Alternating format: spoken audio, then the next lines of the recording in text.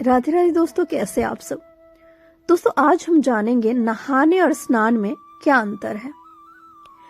एक बार की बात है, देवी सत्यभामा ने देवी रुक्मणी से पूछा कि दीदी, क्या आपको मालूम है श्री कृष्ण जी बार बार द्रौपदी से मिलने क्यों जाते हैं? कोई बात है क्या? आखिर कौन सा ऐसा भाई है जो बार बार बहन के घर जाता है? कुछ गड़बड़ लग रही है मुझे।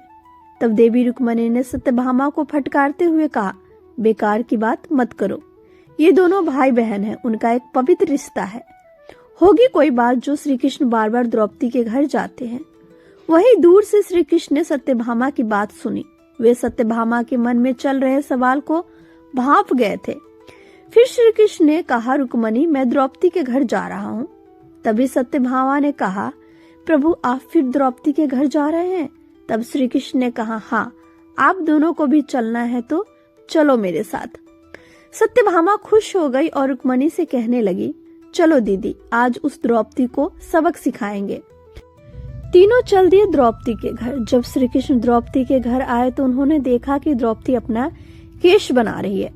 श्री कृष्ण ने द्रौपदी से पूछा, क्या कर रही हो? द्रौपदी ने जवाब दिया, भैया, केश बना रही हूँ। श्री कृष्ण ने द्रौपदी से कहा, जब तुम्हारी दो भाभियां आई है तो तुम क्यों केश बना रही हो? ये दोनों तुम्हारा केश बनाएगी। श्री कृष्ण ने सत्यभामा और रुक्मणी को द्रौपदी के सिर में तेल लगा के केश बनाने को कहा। सत्यभामा के मन में जो चल रहा था उसके कारण वो सही गलत समझ नहीं पा रही थी और ईर्ष्या के आग में जल रही थी।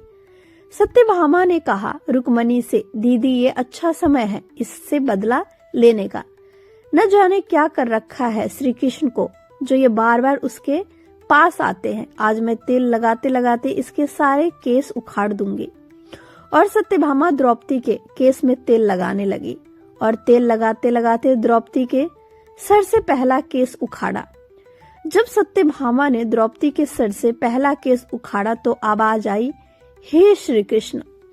फिर सत्यभामा ने दूसरा केस उखाड़ा, फिर आवाज आई, हे श्री कृष्ण। फिर सत्यभामा ने तीसरा बाल उखाड़ा, फिर आवाज आई, हे श्री कृष्ण। सत्यभामा आश्चर्यचकित थी कि ये क्या हो रहा है। सत्यभामा ने रुक्मणी से कहा, दीदी, मैं ये जितनी बार केश उखाड़ रही हूँ, हर केश श्री कृष्ण की पुकार कर रहे हैं। ऐसा क्यों दीदी? रुक्मणी ने कहा, मैं खुद नहीं समझ पा रही ऐसा क्यों हो रहा है।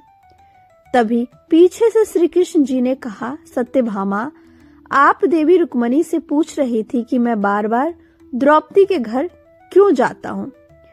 श्री कृष्ण ने कहा, मैं द्रौपदी के घर बार बार इसलिए आता हूँ क्योंकि समस्त भूमंडल पर ऐसा कोई साधु, ऐसा कोई पुजारी, ऐसा कोई मनुष्य, ऐसा कोई संत, ऐसा कोई साधक नहीं हुआ जिसने एक दिन में 3.5 करोड़ बार मेरा नाम लिया हो।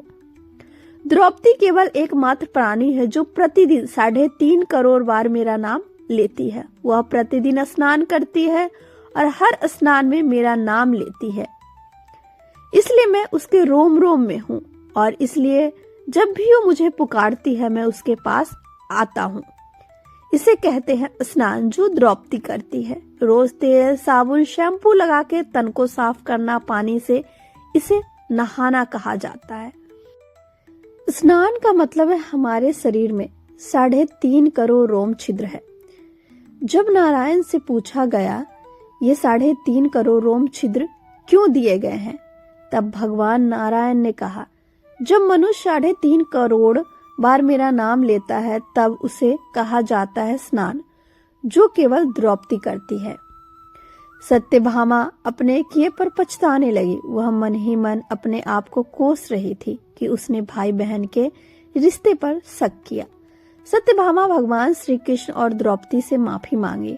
अब सत्यभामा को समझ आ चुका था कि श्री कृष्ण को अपनी सच्ची भक्ति से हम कुछ भी करवा सकते हैं और श्री कृष्ण अपने भक्तों के लिए कुछ भी कर सकते हैं। भगवान अपने भक्तों के सामने विवश हो जाते हैं। राधे राधे, जय श्री कृष्ण। तो दोस्तों, आज की कथा कैसी लगी बताइएगा जरूर। वीडियो देखने के लिए आपका बहुत बहुत धन्यवाद। फिर से आती हूँ एक नए वीडियो के साथ। तब तक के लिए आप लोग जहां भी रहिए खुश रहिए। जय हिंद, जय भारत, राधे राधे।